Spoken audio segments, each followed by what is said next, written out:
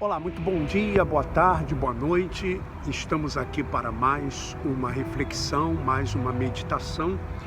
E eu quero falar sobre Marcos, capítulo 7, do versículo 1 em diante, tá? O livro histórico de Marcos. Diz assim: certo dia, alguns dos líderes religiosos judaicos, porque na época de Jesus imperava o judaísmo, né? O judaísmo era a religião oficial, a religião dos judeus. Então, certo dia, alguns dos líderes religiosos judaicos chegaram de Jerusalém para fazer investigações a respeito de Jesus. E notaram que alguns dos discípulos dele deixaram de seguir os rituais judaicos comuns antes de comer. Então esses líderes religiosos, eles observaram que os discípulos de Jesus não seguiam certos rituais judaicos. E é interessante nós notarmos isso nos dias de hoje. Nos dias de hoje, muitas pessoas que dizem que seguem a Jesus, elas não sabem diferenciar o que é um ritual judaico, né? Aliás, o que é antes da lei, o que é depois da lei, o que é antes da cruz, o que é depois da cruz, o que é lei, o que é graça, o que são mandamentos de homens, rituais judaicos. Muitas pessoas não sabem diferenciar, embora sejam pessoas religiosas que estão há muito tempo, né, no sistema religioso. Por exemplo, pessoas que se dizem evangélicas. E eu digo isso para você porque eu também era assim.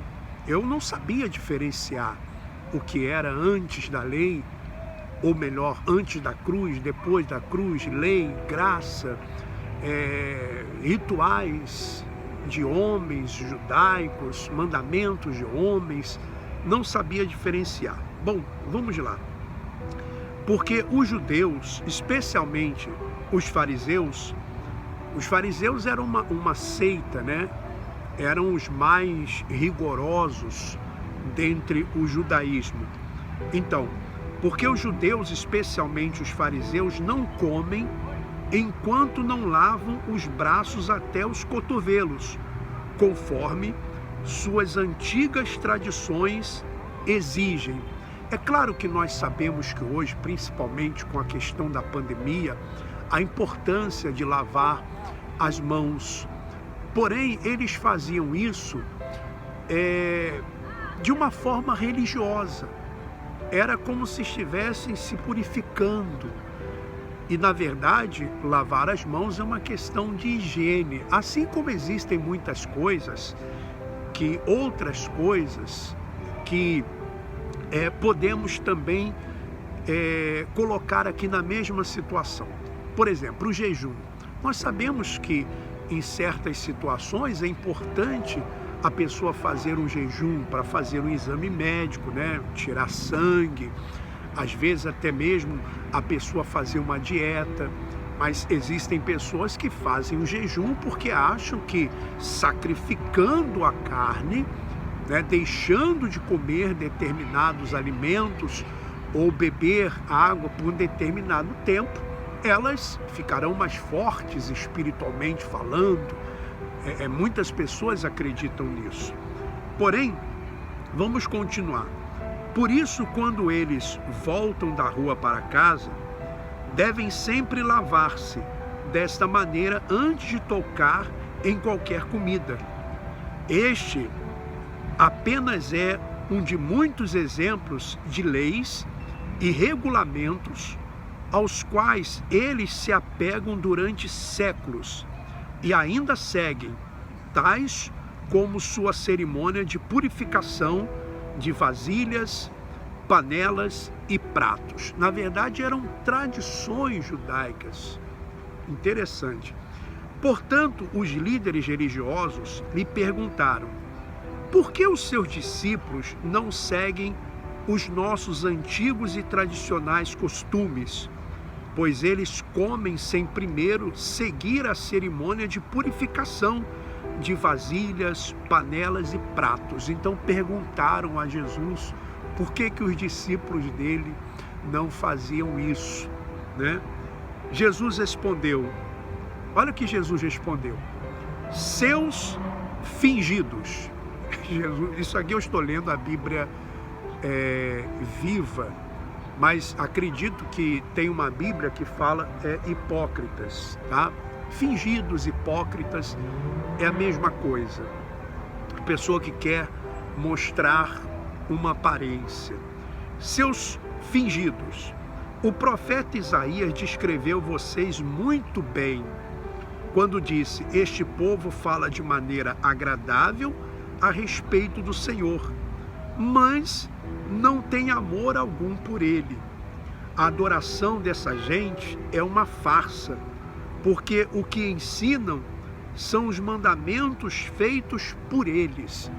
Então, veja, meu irmão e minha irmã, existem muitas coisas que estão dentro dessas denominações religiosas que são mandamentos de homens, que são tradições, não tem nada a ver com agradar a Deus ou não. Às vezes a pessoa pensa que está praticando determinadas coisas, pensando que está agradando a Deus, quando na verdade ela está agradando a homens, ela está seguindo mandamentos de homens. É como se você estivesse seguindo uma tradição familiar e às vezes nem sabe por que está seguindo aquela tradição.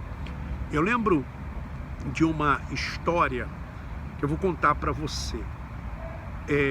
Essa história é o seguinte: uma mulher, quando ela ia fritar o peixe, então ela abria o peixe no meio, né, como se fosse aqui fala escalado em Portugal, se abre o peixe no meio.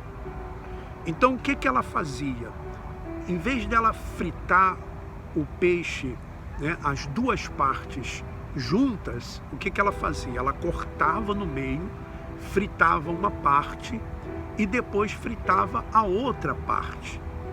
Então ela fazia isso constantemente.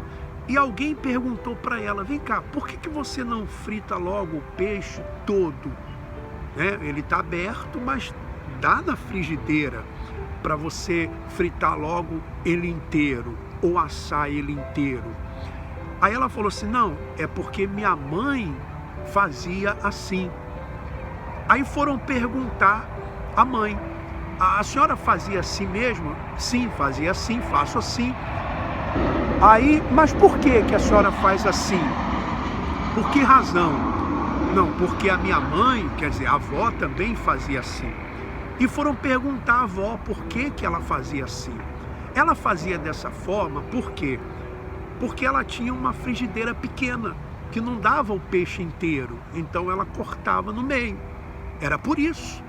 Então, as pessoas seguiam aquela, né, a mãe, a filha, foram seguindo aquela tradição da mãe, quer dizer, da avó, né, que fritava o peixe dessa forma, sem saber o motivo, a razão.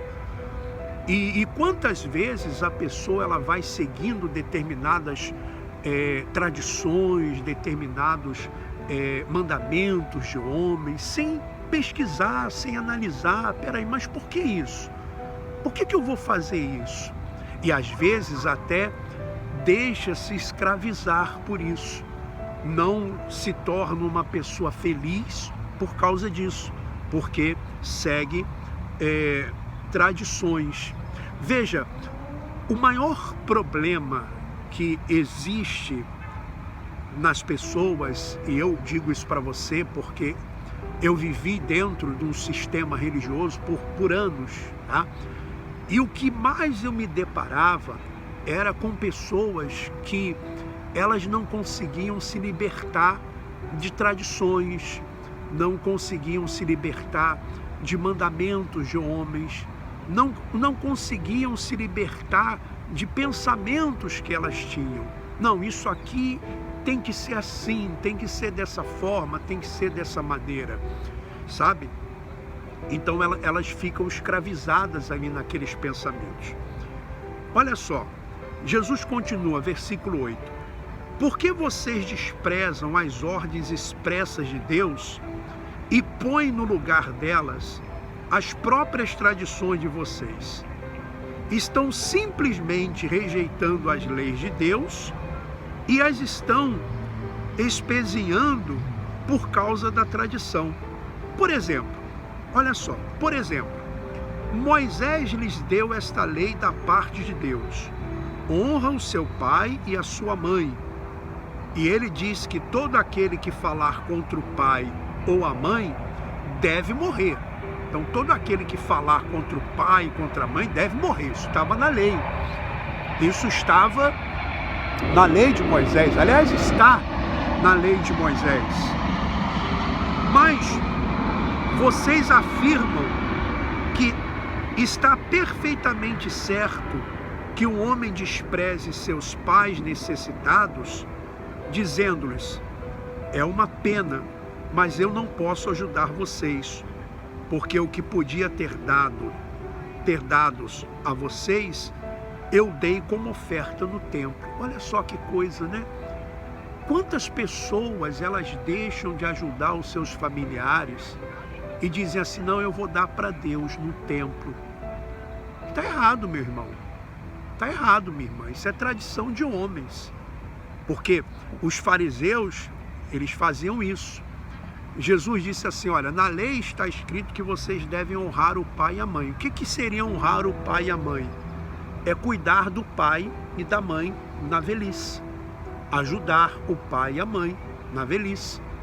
Até porque naquela época não tinha o que se tem hoje. Os pais, como as viúvas, né, os idosos, as viúvas, os órfãos, eles não tinham nenhum amparo do Estado, porque o Estado era a própria religião. Então, os familiares tinham que ajudar, certo? Por isso também existia o dízimo, mas isso é um outro assunto. Aí Jesus diz para eles assim: mas vocês fazem o contrário. Vocês, em vez de ajudar os pais de vocês necessitados, vocês dizem que não podem, porque o que vocês iam ajudar, vocês deram no templo. É errado. Meu irmão, minha irmã, ajude seu pai, ajude sua mãe, ajude seu irmão, ajude sua irmã, ajude seus familiares, ajude aquelas pessoas que necessitam de ajuda. Ora, Jesus disse: e assim vocês quebraram a lei de Deus para proteger a sua tradição feita pelos homens. Isto é apenas um exemplo. Há muitos, muitos outros mesmo. Então Jesus chamou a multidão novamente para que viesse ouvir.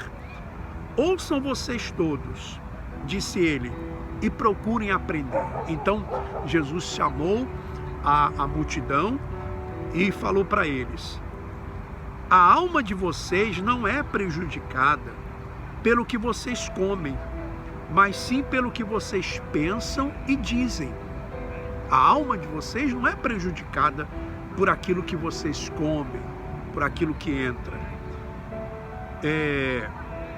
Depois, ele entrou numa casa para afastar-se do povo, e os seus discípulos lhe perguntaram o que ele queria dizer com a declaração que acabava de fazer. Aí Jesus disse: nem tampouco entendem? Perguntou ele: vocês não podem ver que o que comem não prejudica a alma de vocês? Quer dizer, não prejudica a alma, não prejudica o espírito. Pode prejudicar o corpo, dependendo daquilo que você coma. Pode prejudicar o seu corpo. Se você come demasiadamente açúcar, gordura, enfim, se você bebe demasiadamente álcool, enfim, tudo aquilo que você fizer exageradamente. Então ele lhes acrescentou: é a mente que pode contaminar. É a mente que pode contaminar. Porque de dentro do coração dos homens vêm os maus pensamentos de imoralidade, roubo, assassínio, adultério, enfim. desejo de possuir o que pertence aos outros, falta de temor a Deus, engano, paixões carnais, inveja, calúnia, orgulho e todas as outras loucuras. Todas essas coisas ruins procedem de dentro. São elas que contaminam e fazem vocês indignos diante de Deus. Então veja que Jesus ele fala do interior do homem.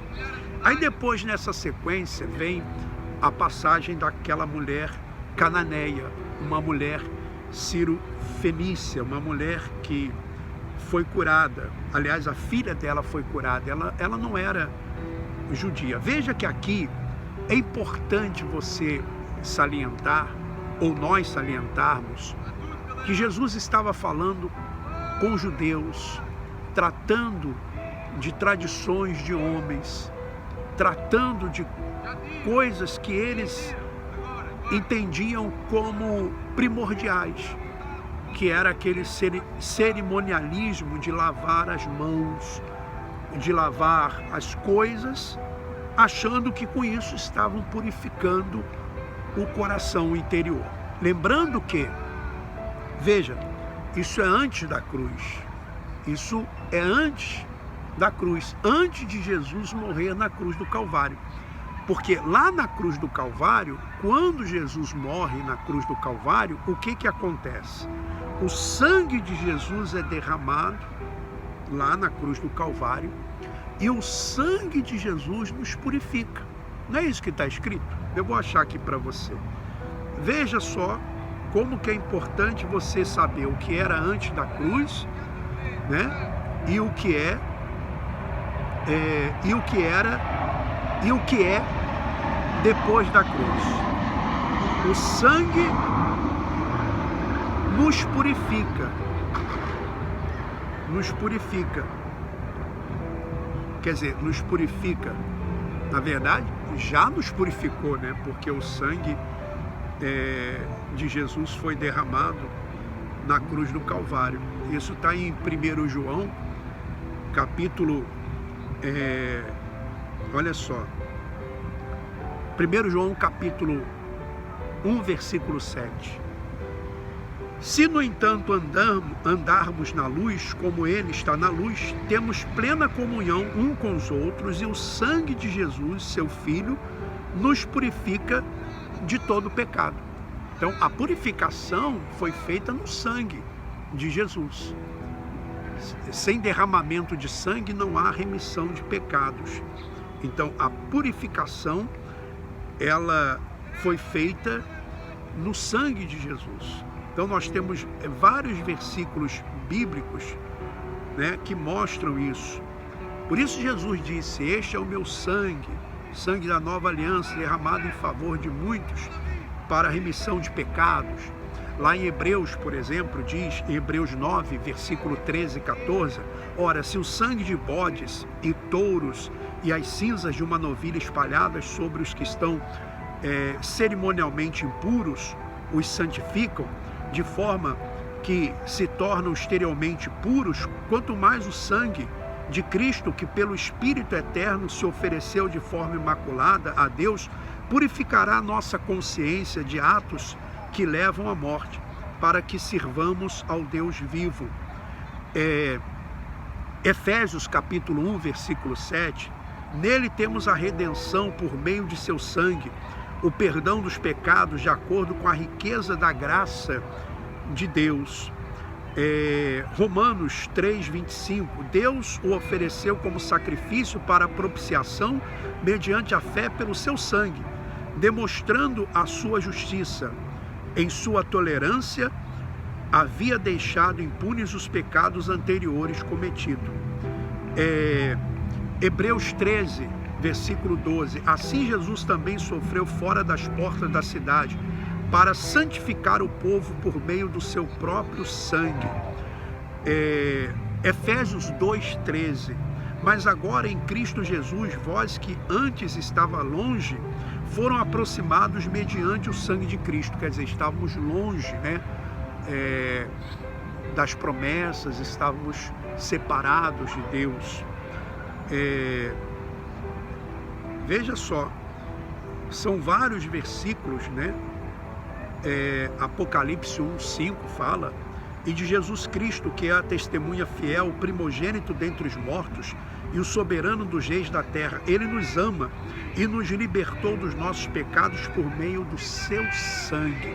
Então, foi o sangue derramado lá na cruz do Calvário que nos purificou. Então, quando nós entendemos isso, a nossa mente, ela fica livre, a nossa mente fica liberta. Nós nos livramos do peso, do pecado. Por isso que existe o versículo que diz: nenhuma condenação há para aqueles que estão em Cristo.